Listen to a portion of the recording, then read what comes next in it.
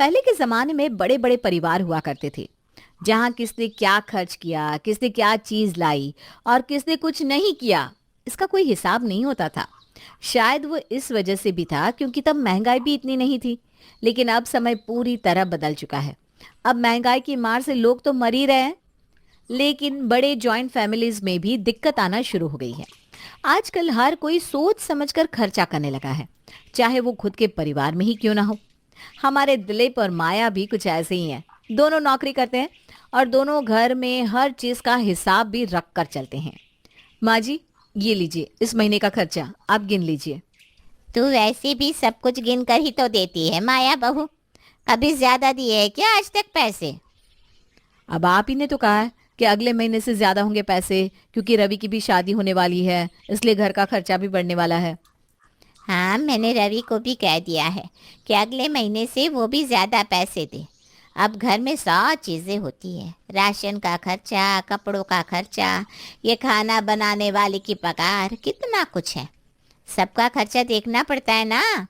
हाँ, अब सब घर में रहते हैं तो सबको देखना ही पड़ता है ना माँ जी। आप ये पैसे गिन लीजिए, मैं ऑफिस के लिए निकल रही हूँ। ज्योति, मेरा और भैया का टिफिन देना जरा। हाँ भाभी, ये लीजिए। सब कुछ डाल दिया है ना, कुछ बाकी तो नहीं? नहीं भाभी, जैसा आपको पसंद है सब कुछ डाल दिया है। और ठीक है, शाम को खाना बनाकर तुम अपने घर चली जाना। आज मुझे और भैया को आने में लेट हो जाएगा। और सुनो, आज कुछ ना मीठा भी बना देना, ठीक है? जी भाभी, ठीक है। माया और दिलीप दोनों नौकरी करते थे और मिश्रा परिवार में सब लोग बराबर का खर्चा दिया करते थे। हालांकि माया इस मामले में बहुत कंजूस थी, लेकिन उसकी सास के कहने पर आज तक घर का खर्चा सही से चल रहा था। और अब तो रवि की शादी भी होने वाली थी, जिससे और खर्चा होने वाला था। माया, तुम नए कपड़े ले आई? अ, हाँ माँ जी, थोड़े बहुत ले आई, क्योंकि कुछ मेरे पास पहले से पड़े थे, शादी वाले सूट भी पड़े हैं, तो बस थोड़ी बहुत ले आई। पैसे बचाना अच्छी बात है माया, लेकिन कभी कभी खर्चा भी कर लेना चाहिए खुद पे। माँ जी, मुझे ना फिजूल में पैसे खर्च करना पसंद नहीं है। अब बस कुछ ही दिन में रवि की भी शादी हो जाएगी, तो घर में एक सदस्य और बढ़ जाएगा। और भी खर्चा है ना? अरे मैं खर्चे की नहीं, घर में एक और सदस्य आने से घर में माहौल अच्छा हो जाएगा, इसकी बात कर रहा था। भाभी, आपको तो सपने में भी बजट ही दिखता होगा, है ना? अब नहीं नहीं, ऐसी बात नहीं है। मैं तो बस मजाक कर रही थी। तुम मजाक में भी पैसों की बात करती रहती हो माया। अब चलो, हंसी मजाक बहुत हो गया। शादी की तैयारी में लग जाओ, कल सारे मेहमान भी आ जाएंगे। जी माँ। मिश्रा परिवार की छोटी बहू आ गई थी, वर्षा, जिसका स्वागत बड़े धूमधाम से किया गया और सारे मेहमान भी अपने घर को रवाना हो चुके थे। माया भाभी, खाने में क्या बनाऊं? एक काम कर, मलाई कोफ्ता, दाल तड़का, चावल और रोटी, और साथ में कटलेट और रायता बना दे। ठीक है भाभी।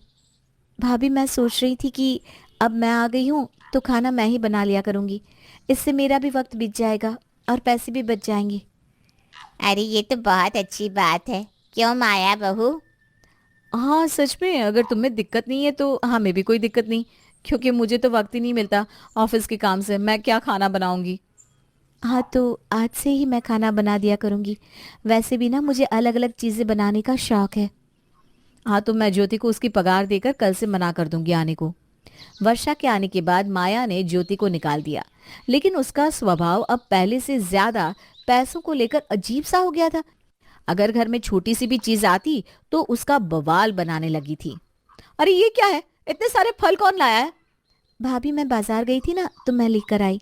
आप खाकर देखिए तो बहुत मीठे हैं। अरे पर तुम इतने सारे फल लेकर क्यों आई हो वर्षा? तुम्हें पता है आजकल कितनी महंगाई हो गई है, तुम पैसों को यूं बर्बाद कर रही हो। इसमें बर्बाद क्या किया बहू? फल ही तो लाई है और सबके लिए है, सब खाएंगे। अकेले नहीं खाने वाली वो। तुम क्यों छोटी सी बात को इतना बड़ा बना रही हो? हाँ भाभी, और इतने महंगे भी नहीं है ये फल। अरे अब जाने भी दो, अब लाई है तो खा लो तुम। पर अगली बार देखो ऐसे फिजूल खर्चे मत करना वर्षा। जी भाभी, मैं ध्यान रखूंगी। माया को खर्चे के ऊपर कंट्रोल करने की इतनी आदत हो चुकी थी, उसे लगता था कि उसके अलावा सारे लोग फिजूल खर्चा ही कर रहे हैं। अरे रवि, तेरा पार्सल आया है, लेना जरा। हाँ माँ, बस आया। क्या मंगवाया है रवि तूने फिर से?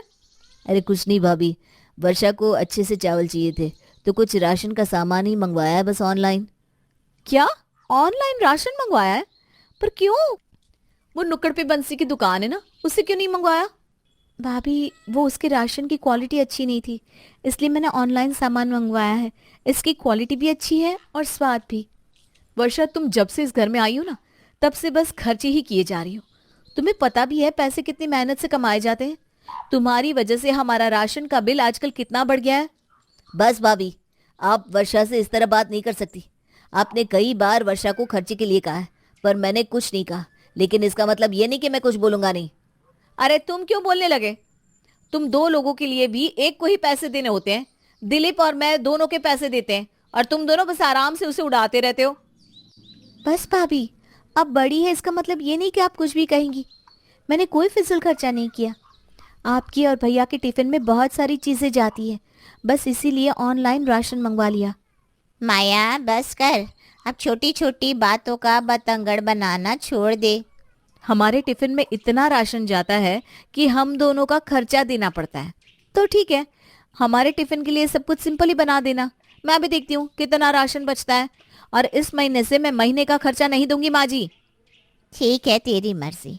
और एक बात मेरी भी सुन ले, तू अब पैसे नहीं दे रही तो तुझे किसी को भी कुछ भी कहने का हक नहीं, समझी? चाहे रवि और वर्षा कुछ भी करे, तेरा उनके खर्चों से कोई लेना देना नहीं। ठीक है, मुझे मंजूर है। माया ने इस महीने से घर का खर्चा बंद कर दिया, और इसे देखते हुए कावेरी ने भी दिलीप और माया का राशन अलग से मंगवा लिया था, जिससे उनका टिफिन बनता था। वर्षा, टिफिन तैयार है क्या हमारा? हाँ भैया, ये लीजिए आपका टिफिन, और ये भाभी का। क्या है आज टिफिन में वर्षा? आलू की सब्जी और रोटी। और और कुछ भी नहीं है। तेरी बीवी ने ही कहा है कि हमारे टिफिन पर खर्चा मत कीजिए, इसलिए इस महीने मैंने तुम दोनों का राशन अलग से मंगवाया है और लिख कर भी रखा है कि तुम दोनों का खर्चा क्या और कैसे हो रहा है। चलिए जी, ऑफिस के लिए हमें देरी हो रही है ना। ये लो तुम्हारा टिफिन। क्या जरूरत थी ये सब करने की? अब खाओ या आलू और रोटी। खुद तो फंस गई, मुझे भी साथ में घसीट लिया। अरे कोई बात नहीं ना, धीरे धीरे आदत हो जाएगी। हाँ, मैं भी देखता हूँ तुम कितने दिनों तक यूं ही खा पाती हो। माया ने घर में महीने के कम पैसे देकर सोचा था कि वो अपना फायदा कर रही है, लेकिन उसे कहाँ पता था कि वो खुद को ही इस जाल में फंसा रही है। उसके टिफिन में जो दो दो सब्जियां, फल, नाश्ता और जूस जाया करता था, अब वो सब कुछ बंद हो चुका था, क्योंकि ये सब घर के राशन के सामान के साथ आता था। वर्षा, आज खाने में क्या बनाया है रवि और अपने लिए? भैया, मैंने अपनी रवि और माँ जी के लिए बिरयानी और रायता बनाया है। अरे मुझे भी दे दो ना थोड़ी सी बिरयानी। रोज रोज ये सिंपल सा खाना खाकर तंग आ चुका हूँ मैं। हाँ हाँ भैया, लीजिए ना। मैं तो आपको इसलिए नहीं दे रही थी कि फिर भाभी कहती हैं कि बिरयानी पे इतना खर्च कर दिया। अरे माया की बेवकूफ़ी की वजह से ऑफिस में अब सब लोग मुझसे पूछने लगे हैं, तुम्हारी माली हालत तो ठीक है ना? आजकल तुम रूखी सूखी रोटी लाते हो। अब उन सबको क्या जवाब दूं, समझ में नहीं आता। यही होती है मूर्ख की मूर्खता। माया बहू, तुम्हें ये तो दिख गया कि रवि और वर्षा में से सिर्फ रवि पैसा देता है, लेकिन तुमने ये नहीं सोचा कि ज्योति को हम खाना बनाने के 20,000 देते थे, जो वर्षा के आने के बाद बच गए। और तो और वर्षा बजट के हिसाब से अच्छी क्वालिटी का राशन मंगवाती थी, जिससे सेहत और जेब दोनों की बचत हो रही थी। मेरी माँ कहती थी कि पैसा खाने के लिए ही कमाया जाता है, और अगर खाने पे आप खर्चा नहीं कर रहे तो आपसे बदनसीब कोई और नहीं। माँ जी, मुझे माफ़ कर दीजिए।